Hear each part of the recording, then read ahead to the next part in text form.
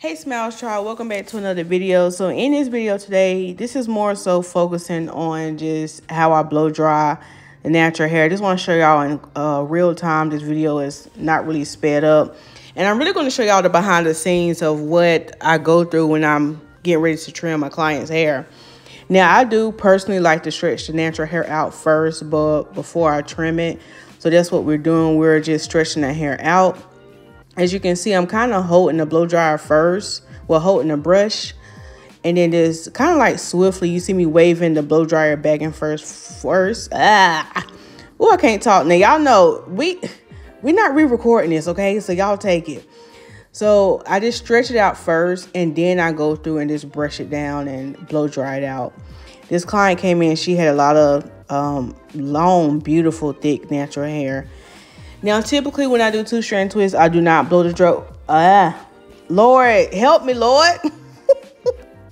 I cannot re-record this. Time is limited today.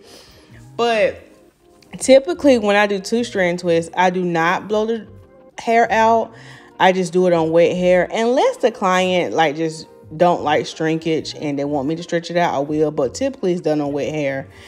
So I'm just showing y'all in real time what it looks like of me blow drying a client's hair. Now her hair was still kind of like in a two-strand twist, because if y'all watch my previous videos, I pretty much detangle the hair when it has conditioner on it, and I put it in two-strand twist, and I rinse the conditioner out with a two-strand twist still in. So like jumbo two-strand twist. So this is me taking down one of the two-strand twists, and basically what I do is I divide this section in half again. Now this works so well for me, especially for those clients that come in who have a lot of hair. You cannot just have all. For me, just to keep things in decency and order, I like to do it section by section. It just makes my job easier, and it makes it a little bit more manageable. And I would just encourage, even for y'all who might be watching and styling your hair at home, don't try to tackle it all at once. Break it down in sections. Natural hair, especially if you have a lot, it takes time and it takes patience. So I just thank God for giving me the strength, because as I'm sitting here and I'm doing this client, I'm like, this is like a lot of work, but God gives me the strength. He gives me I give him all the glory for getting through some of these days, because it be some long appointments. Okay, so I'm going to finish blow drying this hair, and then I'm going to show y'all what the consultation process looked like. I always, consult with my clients first, and I show them, I educate them. Like while you're in my chair, ask all the questions you want to ask. I mean, that's what you pay me for as a hair care professional. Some clients are like, oh, I feel like I'm asking too much questions. No, honey, if you sit in my chair, ask me all the questions. Now, if you in my inbox and you asking a whole lot of questions and you ain't paid me, I'm going to answer a few, but it gets to a point where you really hate to have to pay for a consultation or just come in for a whole hair appointment, and you can just ask all the questions you want. And that's just part of my job, is to really educate you while you're in the chair, because when you leave from my chair, I want you to take care of what you invested in. If you're coming and spending hundreds of dollars to get your hair done, you need to be asking questions and invest. So here is the consultation right here. This is after I had blow dried it, so I'm going to stop talking so y'all can hear.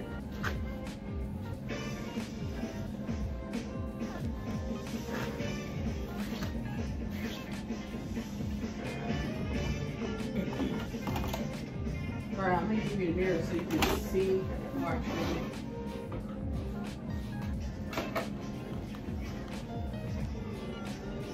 So hold it at an angle where you can kind of see the back of your hair. Okay. So you see where all the see-through. That's what I was thinking. Yeah. So I would recommend right here. Yeah. You comfortable with that? Okay. It'll grow back. It sure will. Just make sure to keep them the ends moisturized. How you been wearing your hair lately? Well, I know you did the braids for the summer. For the summer and up until like the end of October. And then I was wearing it either in a wash and go, or I was wearing buns. Oh. So yeah, if you're doing the wash and goes and the buns, keep the ends moisturized. And sometimes for people who wear wash and goes more, they tend to need trims a little bit sooner because the hair is out and exposed. Versus like if you have it in like the braids where the ends are protected. Yeah, so just keep that in mind. So this next clip is very important. Make sure your body is positioned right before trim. So make sure your feet are uncrossed and they're level on that, and you're not leaning to one side. Because a lot of people don't realize that affects the trim a lot. Okay. Yeah. So I don't want to give you no door to explore, Bob. No. No, we don't want that.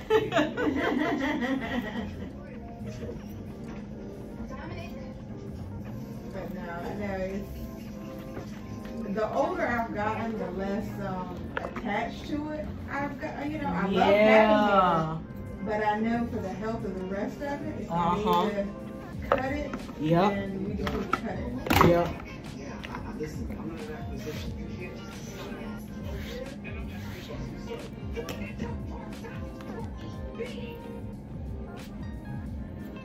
When I was younger, I probably would have cried.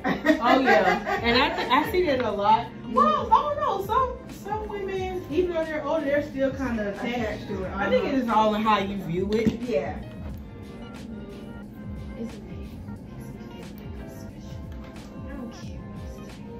And then, you know, before, like, when I was younger, I was relaxed and my hair was not really, I mean, it grows, obviously, but... But it didn't grow at the rate it's growing now? Right. So, I guess then, yeah, I really would have been kind of devastated. But now, because it does grow so relatively quickly. Did you do the, when you went natural, did you do the bit chop, or did you just kept transitioning and trimming as you go? I transitioned for about 15 months. Okay. And then I cut it. You did like a bit chop? Yeah. Because I got tired of dealing with two textures. I find that it seems like most people who went ahead and did the big chop, they're more open to like doing the trims versus somebody who slowly transitioned. Yeah. Because I don't know, I did a big chop, so I was just like ready. Yeah. Let it go. So that's why it's time for a trim, and when I see how bad it look, I'll be like, okay, go ahead and cut it off. Right. Like it'll be bad. Yeah. But I can understand how, like, if some women, they're struggling to grow their hair, and when it's time for a trim, they're terrified. But I try to tell people, you gotta take care of your hair, so when it's time for that trim, you won't have so much you need to be trimmed off. Exactly.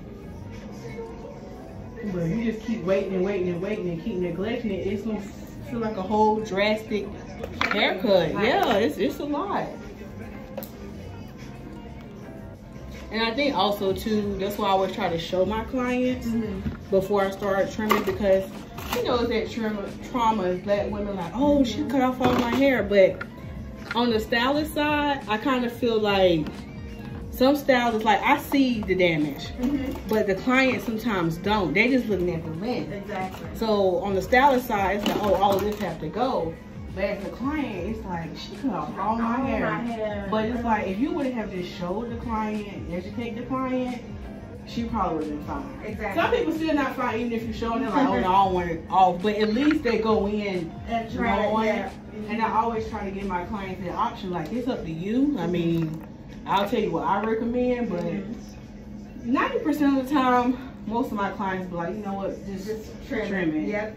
I might have maybe one or two that's kind of like hesitant, but when they come back, they're like, Lisa, you should just trim it last time. I'm telling you. Exactly. Because it's like, you don't want every time you come, you just got to get a trim. Exactly. Because you didn't do it the last time.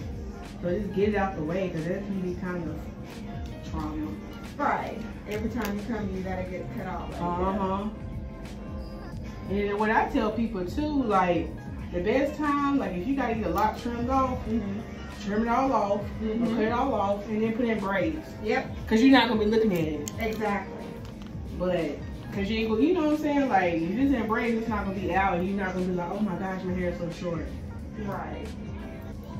So that's why I always tell people, that's the best time. If you know you got to get a lot trimmed off, put it up so you're not really looking at it. Yeah.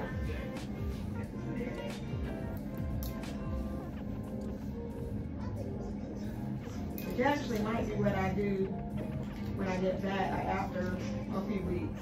Okay. I might put it in braids again. Yeah. I love my wash and go. Like, that's my go-to. Yeah. Wash and go and get you caught up. Yes. It's just with wash and goes, it's just more, you just have to be intentional with more maintenance on your ends. You definitely can't get lazy. You can't. You cannot get lazy. So I hope hearing our conversation, hearing some insight behind the trim was helpful to you.